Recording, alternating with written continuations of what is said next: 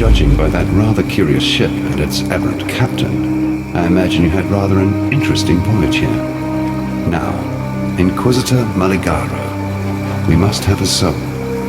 He has most certainly returned to his old haunt, yet his manifestations are like wisps on the wind. There one moment, gone the next. While I am familiar with the phantasmal trails and tributaries that filigree this reality, Maligaro's exact whereabouts eludes me. You should speak with these desperates who cling to this broken bridge, that young Templar scholar in particular. Their mundane knowledge must provide where my enlightened sapiens cannot.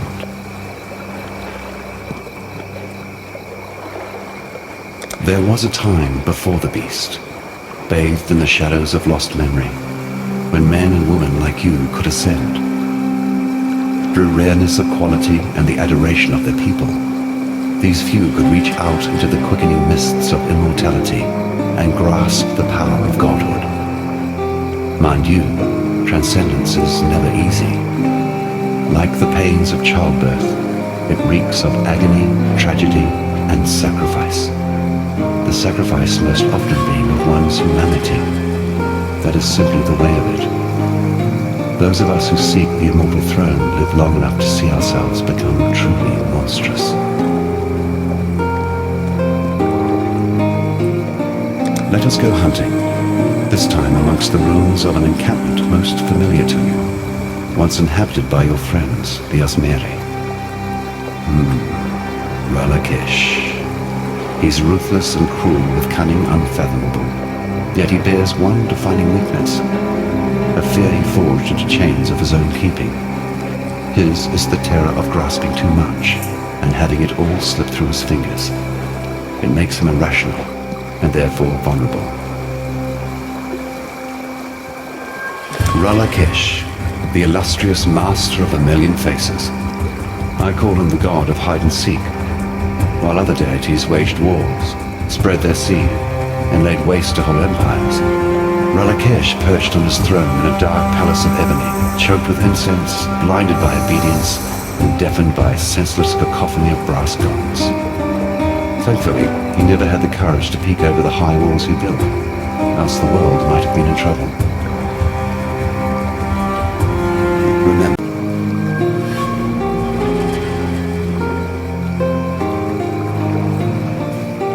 thank the gods! You're no saint, I can see that. Though, who am I to question what form divine providence comes in? I am the great Alva Valai, reliquarian extraordinaire. A seeker of mysteries, explorer of the unknown, lover of all things that glitter, and I need your help. The lost temple of Anzarati. Walls lined with finery, boxes stuffed with glimmering riches, and relics touched by insurmountable power. The eons lost to his... I believe the secret of its location lies in the Val City, which until very recently was submerged and completely unreachable. But with all that's going on, the city has risen from the depths and, well, it's still completely unreachable. It seems the only way to even get close is across the river, and the only crossing is overrun with bandits. I have a plan that could make both of us unbelievably wealthy, but perhaps one day. I believe the secret of its location lies in the city, which until very recently was submerged. Oh, we already read that. Right, okay. Another time. You arrive. The Great Spirit spoke in my dreams, told me that darkness would again drown our lands, and you, Exile, would walk before the flood. But what is this? You are not alone. A shade, a memory, older even than... No, older than spirit? Fear grips my throat. I shake, but the spirit drapes a warming cloak upon my shoulders. This ancient ghost that follows you, it has the trust of the spirit, and if the spirit trusts, then I trust. My heart weeps for our old home, but what the spirit gives, we must embrace. The spirit It claims who it needs to, when it needs to. There is no sense in sadness. I watch Silk for many days, scurrying to this old Val stone, scurrying to that old Val ruin, always muttering. He talked and talked and talked, yet I heard no one answer. The spirit warned that I should stay away from him. It pained me. Silk is my friend, yet I must listen to spirit. I go from Silk's side, and now he is gone from mine. I do not know where Silk go, but I see him in dreams. He is caught in great spiderweb that stretch into darkness. And that spiderweb, it is full of bones. More bones from more people than I ever see in my life. If you find Silk, please, free him from the web. Don't let him become bones like the rest. Rayclast has changed. Once, I knew my place in this world. I knew my place within the spirit. Now, doorways have opened. Doorways I can neither see nor touch, but through which the spiritless ones must be driven back. Their doors must be closed. May the Great Spirit guide you in your battles against these ancients that mean us nothing but ill. I belong to no one but the Spirit. I have no need for the sweet words and caresses of a ghost. Well, he makes me laugh, and he hears the voice of the Spirit. Not in the same way I do. The Spirit speaks of the great waters beyond this land. He pays heed to the Spirit, and the Spirit loves him for it. I do not. It is better to speak to the dead than no one at all. Whalem knows the Spirit, but he will not know me. Turn your back for the barest moment and Rayclast bites you in the proverbial. I imagine that's how you're feeling upon visiting us this time. It's how I feel about now. I'm afraid that the Inquisitor's spirit has indeed returned to the Chamber of Sins. Yet while you won't encounter Meligaro by wandering his halls, I do perhaps know how you can find him. Whilst investigating the Fell Shrine, I learned of the existence of a map, forged by Meligaro from his own viscera. This map allowed him to transfer his spirit into another form of existence, an existential safe house to which he could retreat should death ever attempt to take him. Understanding the map's purpose, Vol tried to destroy it, to no avail. So he locked it away deep within the ruins of Frisia Cathedral. Find that map and place it upon the Reverie device in Meligaro's old laboratory. And when you step over that threshold, expect the very worst.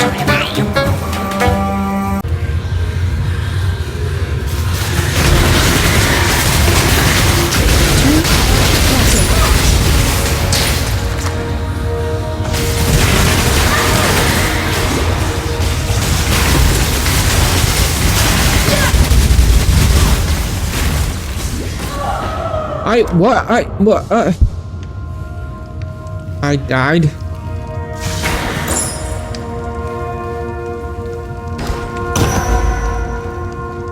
The energy of visions made tangible. How curious. Travel to the Chamber of Sins. We may just... Hello to you, great dream.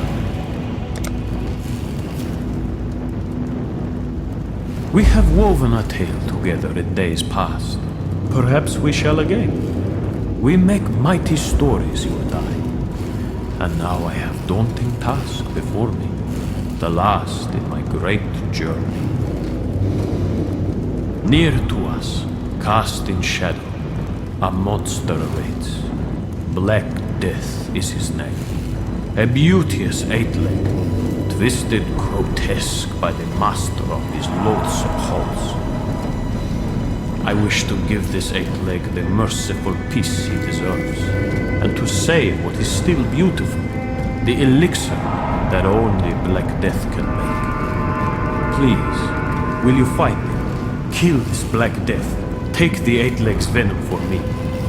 I may be fearsome warrior, but Black Death's master has made him into a thing more monstrous than even I can best. Perhaps Black Death is too strong even. I have climbed the great eight-leg web. I know the eight legs like no other. This eight-leg, this Black Death, is one of the oldest and most fearsome eight-legs in all this land and beyond. To its shame, it was made pet, plaything by the malicious master of this place. For years countless, it grew in pain. Pain is all it knows, all it can understand, all it can give. End Black Death's pain, for all and once. My great journey led me to places of great power beyond even your stories, great dreamer. I am carried on legs and webs and shadows. That is all you can know for now.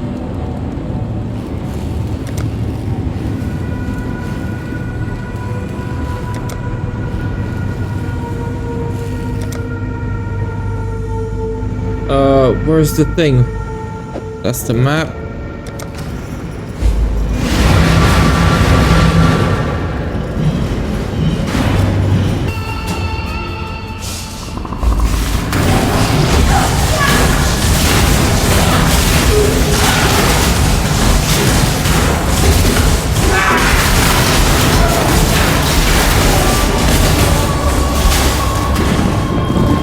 What is he doing? What is he doing?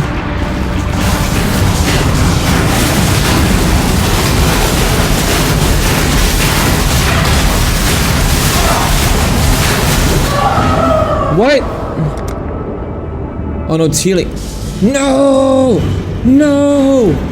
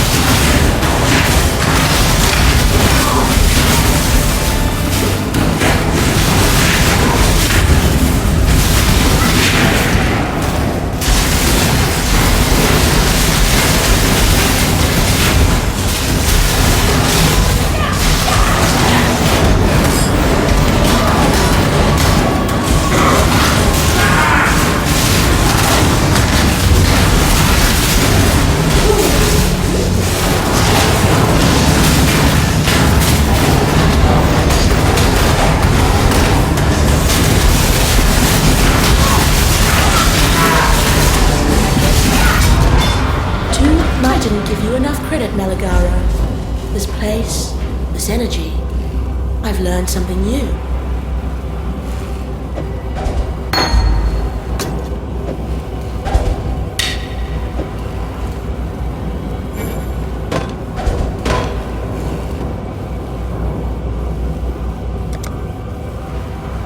Our brutal construction nears completion, and now only the wretched Dodri Dark Tongue remains. Unlike her compeers who, in undeath, have yearned for the familiar, Dodri appears drawn to the old wounds of calamity. The cataclysm took some, and left much that a parasite like Dodri might enjoy.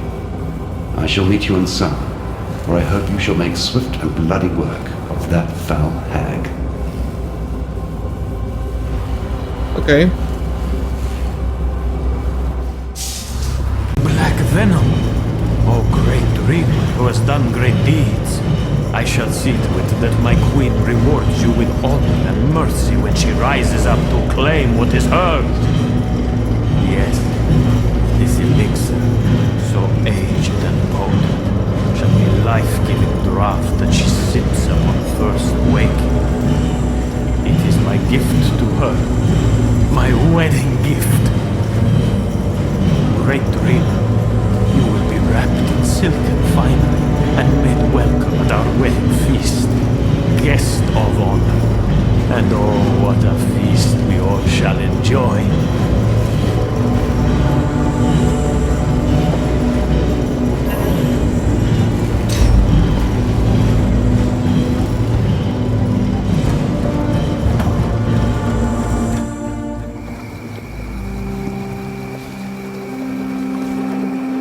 One less twisted intellect perverting our world. There is still much to be done, but at least we can rest easier in the knowledge that Meligaro and his foul creations will trouble Rayclast no longer. Here, I know that you and Groost didn't see eye to eye, but I'm sure he would have wanted to recognize this deed. It's the act of a warrior, after all.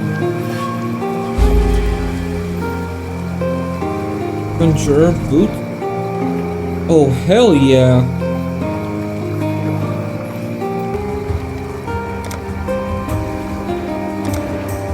Don't get me wrong, I've witnessed many unsettling things in my lifetime, but a spectral corsair living next door to me? We reside in dark times indeed, when the living need share their quarters with the dead. I didn't think it possible for Silk to grow any more peculiar. But then I've been wrong about so many things since coming to Rayclast that I shouldn't have been at all surprised. Still, it's interesting that his behavior of late has mirrored that of certain Templar zealots I had the dubious pleasure of meeting back in Theopolis. Like them, Silk appeared obsessed with finding answers to this reality in some ethereal realm of divinity. For my part, I prefer to keep faith in this world. The answers that come from beyond are seldom the ones we want. My poor Groost, a kind man, a strong man. And now, I begged him not to meddle with that relic. It washed ashore after the earthquake, and Groost simply had to know whether it was a danger to us. To me. The unholy thing within that device. It possessed Groost, turned him into a monstrosity. We fled the village, and as I turned back, I saw he was killing them. The stragglers, killing them all, even the children. My Groost is dead. That thing that has stolen his body. Please, destroy it. I'm aware that you and Groost had something of a commercial relationship prior to his accident. As is the Asmeri custom, Groost's few possessions have now passed to me. I'm by no means the warrior he was, yet I know my blades and bows well enough. At least it's something I can do to honor his memory, and to keep my mind off things. Till next time, shall we keep, Savior? What? He's intending to make matrimony with Arakali? My word, that's quite a story even for Silk. Yes, I know that name, and the place to which it is purportedly attached. A temple to the north, now in ruins. If Silk intends unholy congress with this Arakali, that is the most likely place we would seek it. Unfortunately, Arakali's temple lies beyond that which now belongs to Ravakesh. To reach the many-legged goddess, you must first draw to some conclusion with the many-faced god. Fascinating case that flies in the face of all that is natural. Whalem is undead for sure. Something we have in spades in Rayclast. But a sentient, reasonable ghost? Now that is rare indeed. When we talk, I feel as if I'm staring into the breach, witnessing that which man was not meant to know. I have theorized about what animates the pirate's essence, how he manages to manifest on this earth once again. I think I shall compile my observations and speculations into a book. Yes, Eramir's Elucidations of Undeath. Has a nice ring to it, don't you think? From what I can recall, Arakali was a Val fertility goddess. A rather unsettling union of sexuality and mortality. Whilst usually presenting herself as a large arachnid, Arakali would often assume human form, a ruse intended to lure mortals into the act of copulation. The entries were vague about the gender of her prey. After satiating her carnal desires, she would then quench her divine thirst, draining her erstwhile lover of all bodily fluid. Her acolytes would then collect the desiccated husk and give it a decorative placement in Arakali's unholy temple. I fear that Silk knows not the true nature of the marriage he so desperately seeks. Fare you well.